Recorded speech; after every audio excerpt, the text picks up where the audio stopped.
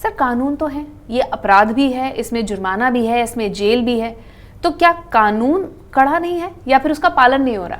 निश्चित रूप से एक बड़ी गंभीर समस्या है और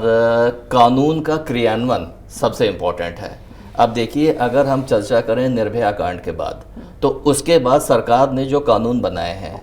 उसका अगर प्रॉपर जो है क्रियान्वयन हो जाए तो आई गेस कि इस समस्या का काफ़ी हद तक अंकुश लगाया जा सकता है। हाँ, पॉक्सो जो है सर वो ज़्यादातर बच्चियों के साथ कोई दुर्व्यवहार दुष्कर्म ना हो उसको बचाने के लिए है, लेकिन हम बात कर रहे हैं सोर्स की जी, कि अगर भ्रूण में ही मार दिया जाएगा, कोख में ही मार दिया जाएगा बच्ची को, उसके लिए मैं आपको ये बताना चाहूँगी, एक तो बच्ची पैदा करने के बाद, बच्ची जब पैदा हो जाती है उसके बाद उसको स्कूल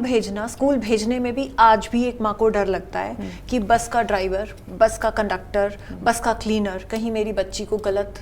छुए ना, उसके साथ कोई गलत व्यवहार ना करे। यहाँ तक कि बच्ची अपने परिवारों में भी सुरक्षित नहीं है। मानसिकता इतनी गंदी हो चुकी है कि चाचा मामा ये भी बच्चियों के साथ, आप देखेंगे तो ज़्यादातर आस पड़ोस के लोग भी बच्चियों के साथ गलत काम कर लेते हैं। कानून है लेकिन कानून ज़मीन पर नहीं है। कानून अभी वो किताबों तक ही सीमित है या कानून बनाने वालों के पास तक ही सीमित है। ज़मीन पर जिस दिन कानून उतर आया और कानून जब हमारी शिक्षा में आ गया, अगर मैं तो कई बार ये अपील कर चुकी हूँ बहुत सारे टीवी चैनल्स के थ्रू भी कि क्लास 6 ऑनवर्ड्स अगर हम छोटे छोटे कानूनी जो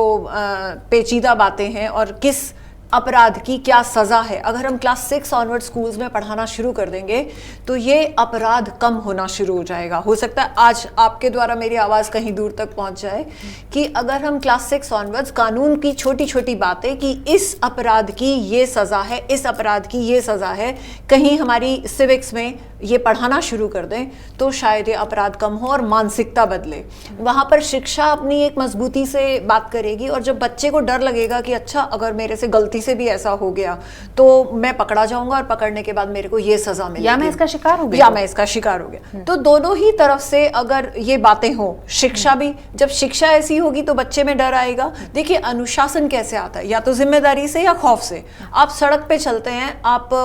कानून तोड़ते हैं, आप सड़क गलत क्रॉस करते हैं, बेल्ट नहीं लगाते हैं, हेलमेट, तो क्या होता है, फाइन होता है ना। आपका दिल्ली का जो सुधार हुआ वो फाइन की वजह से हुआ, अब और जगहों पर भी जो सुधार हो रहा है वो फाइन की वजह से हो रहा है, यानी खौफ की वजह से हो रहा है। तो अनुशासन कैसे आएगा, खौफ से। तो जब तक इन सब बातों के लिए भी हर एक व्यक्ति के मन में खौफ नहीं होगा, हम बात करें कि घर से संस्कार की,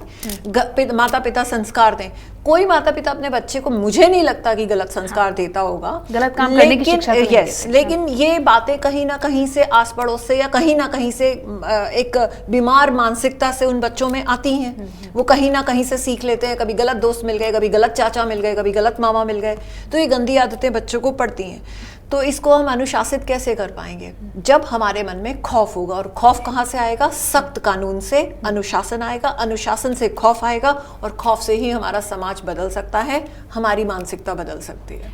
अगर आप ये वीडियो YouTube पर देख रहे हैं तो हमारे चैनल को सब्सक्राइब कर बेल आइकन दबाएं और Facebook पर देख रहे हैं तो हमारे पेज को लाइक करें।